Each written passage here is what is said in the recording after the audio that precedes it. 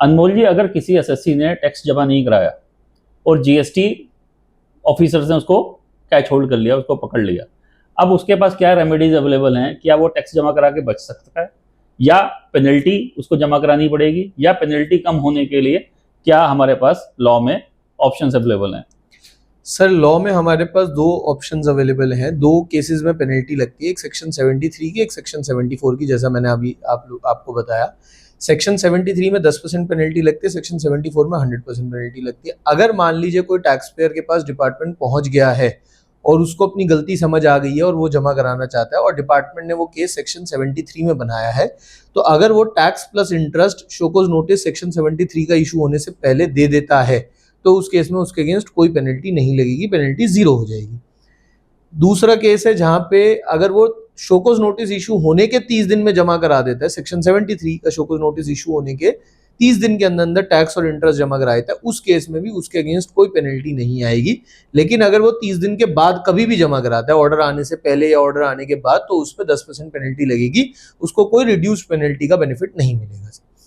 दूसरा केस हमारा है जब कोई केस एसएससी का बना सेक्शन 74 में, डिपार्टमेंट आया और उसने बोला आपका मैलाफाइड इंटेंट था और आपने केस 74 में खोला, तो सेक्शन 74 में जब एससीएन इशू होएगा, अगर मैं उससे पहले जमा करा देता हूं, tax plus interest plus reduced penalty तीनों मुझे जमा कराने पड़ेंगे। ध्यान दीजिएगा, रिड्यूस्ड पेनल्टी भी मुझे जमा कराना पड़ेगा, तो उस केस में आपकी पेनल्टी रह जाएगी सिर्फ 15%।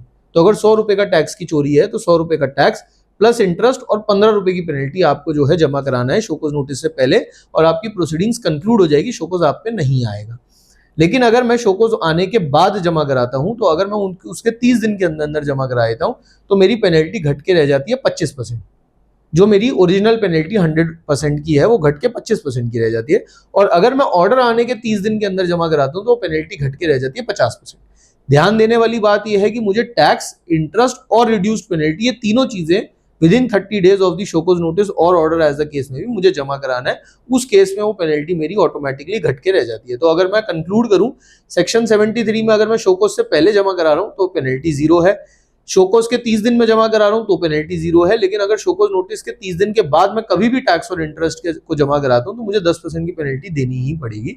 सेक्शन 74 में अगर मैं शोकॉज नोटिस से पहले जमा कराता हूं तो 15% पेनल्टी लगती है, शोकॉज नोटिस के 30 दिन के अंदर जमा कराता हूं तो 25% पेनल्टी लगती है, और ऑर्डर के 30 दिन के अंदर जमा कराता हूं तो 50% पेनल्टी लगती है।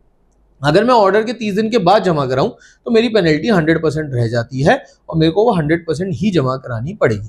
तो इसलिए बहुत इंपॉर्टेंट है उन टैक्स पेयर्स के लिए जो प्लान कर रहे हैं, जिनकी गलती डिपार्टमेंट ने पकड़ी और वो मानते हैं कि हाँ मेरी लाइबिलिटी बनती है, they should deposit the tax along with interest and penalty at the earliest. अगर सेक्शन 74 का केस है और 73 का केस है, तो टैक्स और इंटरेस्ट उनको जल्दी से जल्दी जमा करा देना चाहिए, जिससे वो पेनल्टी से बच जाए।